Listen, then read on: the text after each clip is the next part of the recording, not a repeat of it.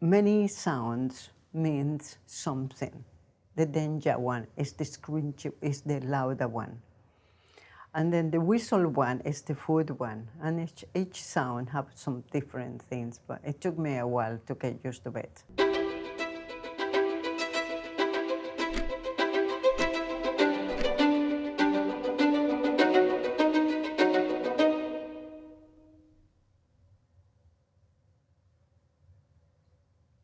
What are the things you remember from your childhood? I remember a countryside with spring onions all over the place and plenty of vegetables. I just don't remember very much about my parents or nothing else. I remember somebody came from behind and blocked my face with a cloth. And I just could see her black hands, just really strong person who squeezed my face, and I just felt very, very wilted. The smell was very, very strong smell.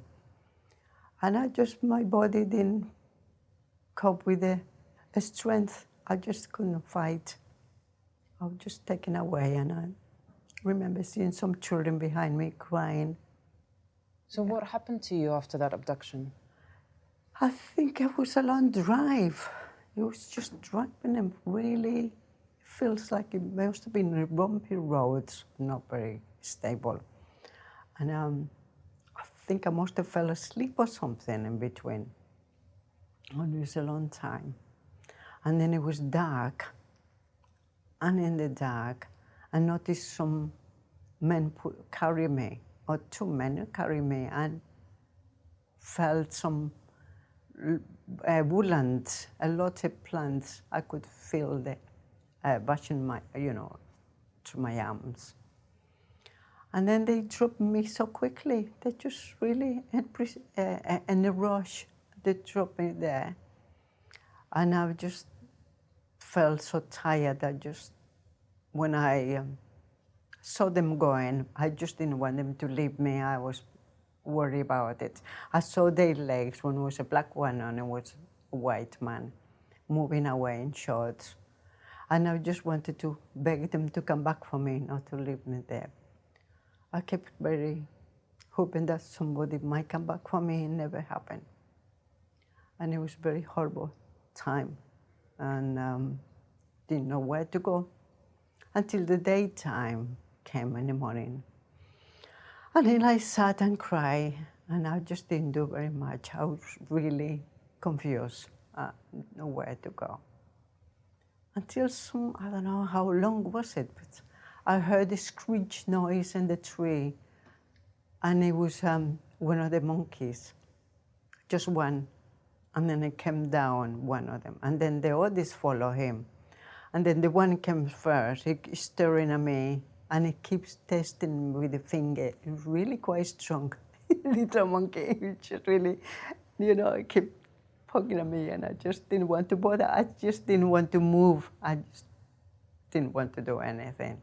Until some more came, and I felt a little bit better. It's a nice feeling about to see something. In that moment, I just forgot to cry, and I still was frightened about it. They were sort of very pale from the skin, and their eyes were really round, and the face was bright like a beige, cream brown, pale brown color. And they were really fast. They're very speedy. I just remember the little eyes, they're just very rounded eyes, and it's quick in noise. They keep looking at and staring. And then they go bored with me. I don't think I wanted to do anything. They just went. And they keep coming back. They keep going and coming back. I did try to get closer to them. They didn't push me away. Well, I don't know, a few weeks or months, I have no idea, but finally they accept me. And I felt like I was part of them, this group. And I just began to climb trees with them. And I did become quite good eventually. I managed to climb a tree with great difficulties. And I just sat with them at the top. They never pushed me away. And sometimes they used to come and big things in my ears, behind my ears. So they're just looking for things on me to eat. After a while, they became used to me. And suddenly one of them landed to my shoulders. Believe me, that was fantastic. Because when you isolate for days or weeks, it just a nice feeling on my shoulders. It's a comfort.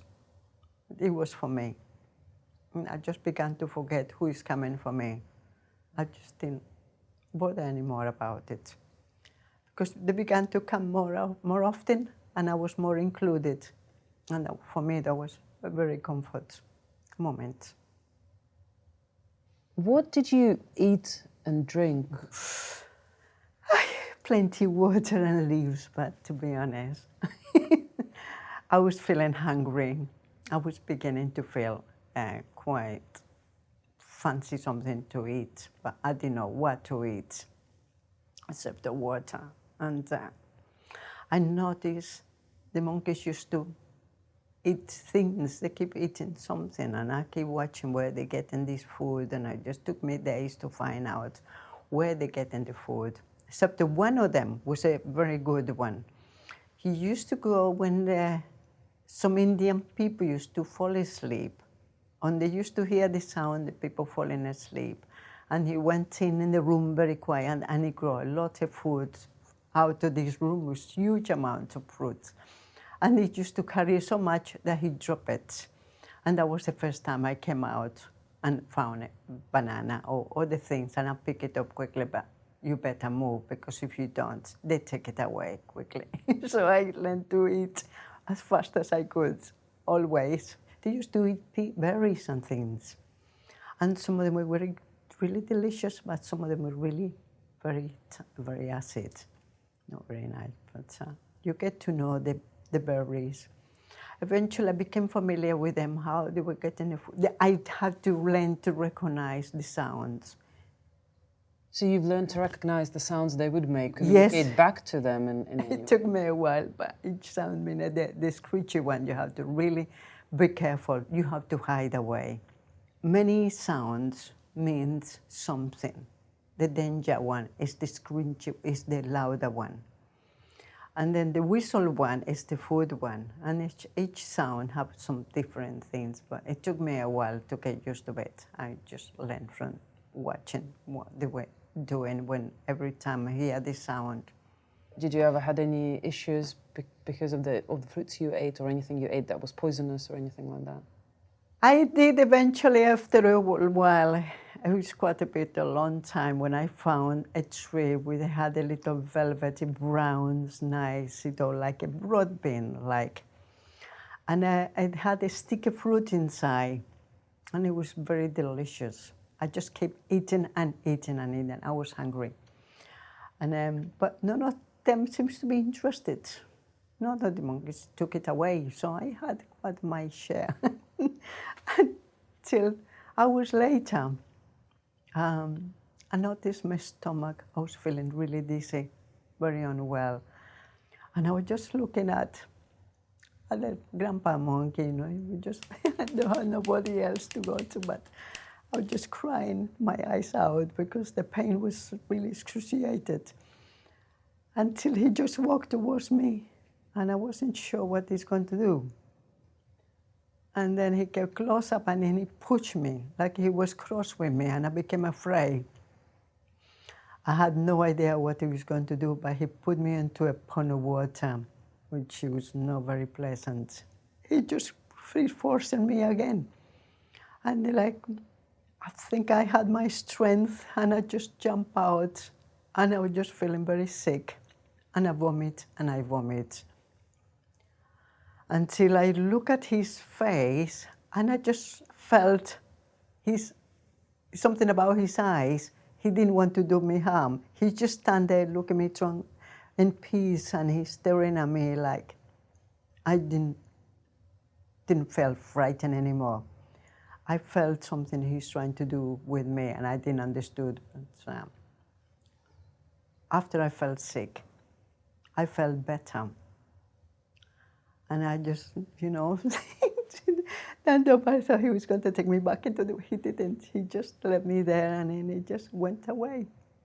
And I understood that moment, I never forget. Whilst you were in the jungle, have you ever seen any people? Yes, sometimes we used to see some people stealing animals, and it was terrifying. I was just looking behind the branches inside of this tree. I decided not to come out. I didn't fancy come out there because I thought they're going to put me into the sack with the animals. I just didn't fancy doing that. And I never came out. I never let anybody see me. I used to see a black soldier occasionally with a black gun and black wellies or boots or something.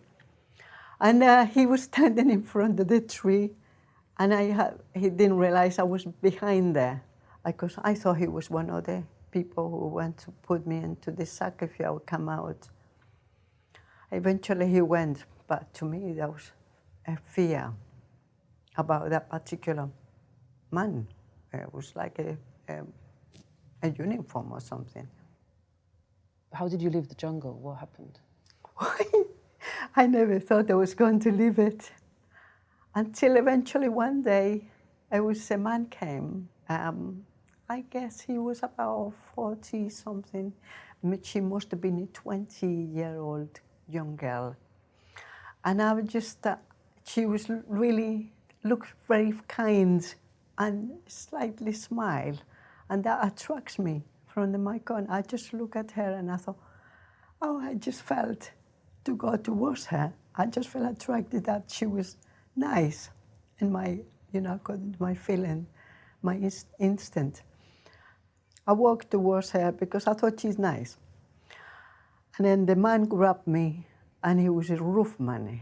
He just took me quickly and put me into the, it was like a, I don't know, a truck with animals inside.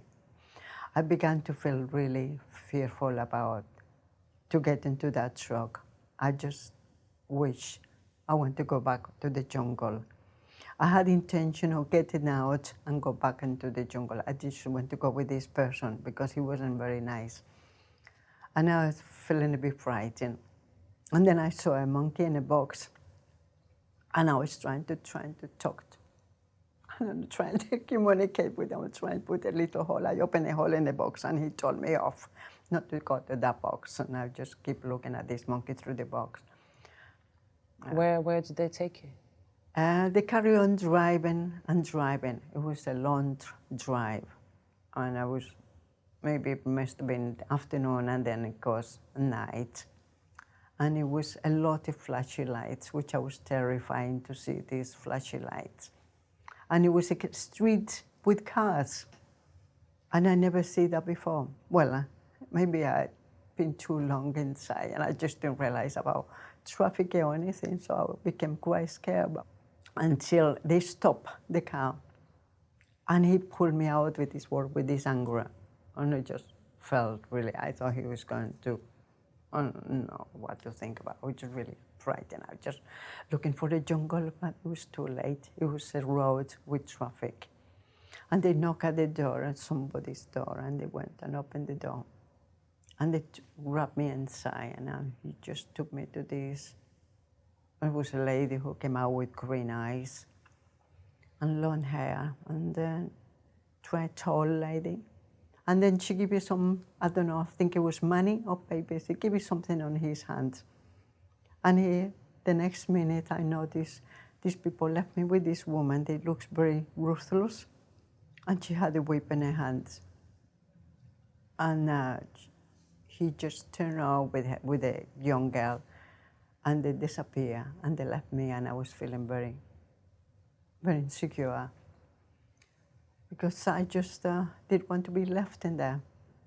This woman, she used to beat me with this whip, which is really painful. It's a whip she used to carry in the waist, and she used to whip me with that, and I just didn't dare to disobey her. There were some neighbors' children. They trying to teach me how to talk and how to, how to be like a child, which I couldn't, because they spot my problems that I wasn't and normal like them. So you went into the jungle at around 4 years old. And how old do you think you were at this point?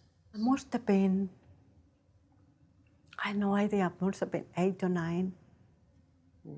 It's that kind of thing. Feels like I didn't want to carry on living in there because I began to learn about the young girls in this place, and men used to come and take them or something. I think it was a brothel house. And it was a man came one day and he said, "Where is she?" And then she said, "Give her some crisps, or you give a packet of crisps, she will come to it." And I didn't. I hid under the bed in the entrance in the sitting room. I saw them come in and they left the door open. So I came out under the bed and I ran as fast as I could. No shoes or anything. I just ran as fast as I could. And I left them looking for me. I was very good at stealing foods in the restaurants. They used to put a plate sausages or something on the top of the counter, and I used to pass by and get it and run faster with it. I used to have the way to climb up the tree quickly, and the police never look in the trees. They just never look at the top of the trees, but I was sure that they're not going to catch me. The lady next door, the granny, she understood what I'm going through. I think she felt I was in a great danger in this place. She heard me when I used to be beaten or something. She was very concerned about, I could feel she wanted to care for me. And I felt I never trust anybody. But when she was looking at me, I felt for the first time I could trust a human. For this, I didn't trust anybody, but there was something special about her face that my instinct told me that I should go with her and I will be all right.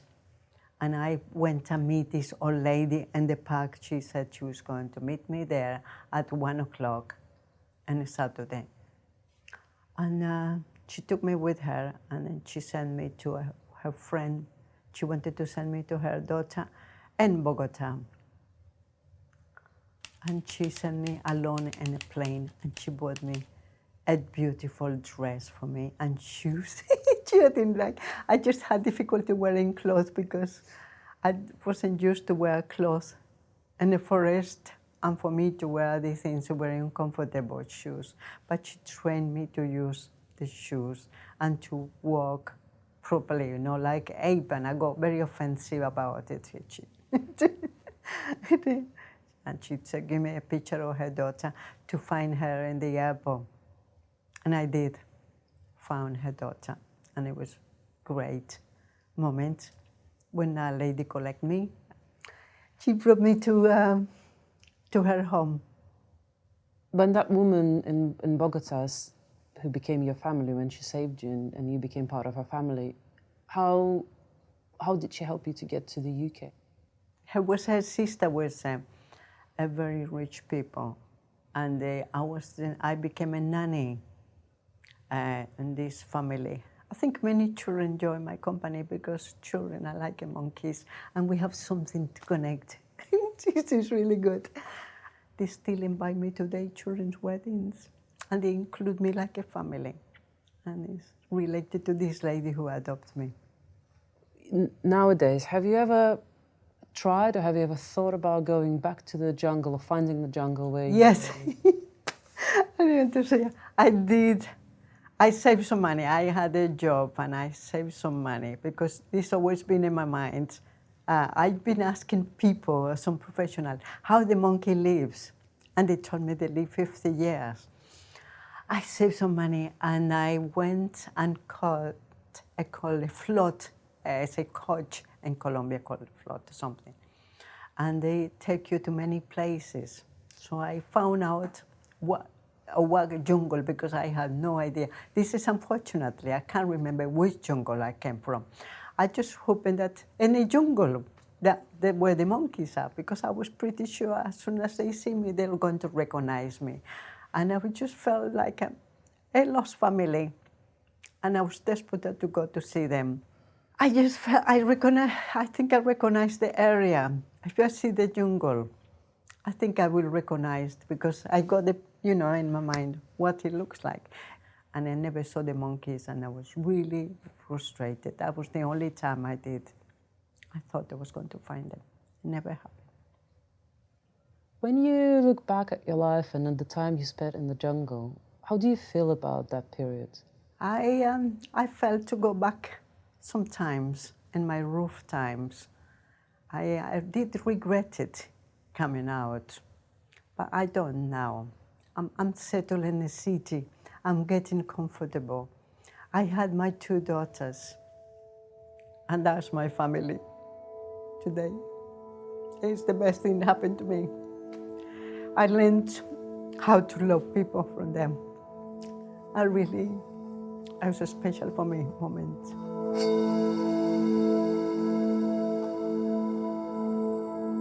Whilst everybody was having their orgies, free love sex, they would no longer be permitted to enjoy the sex for each other. They had to fantasize that they were actually having sex with Jesus, men included.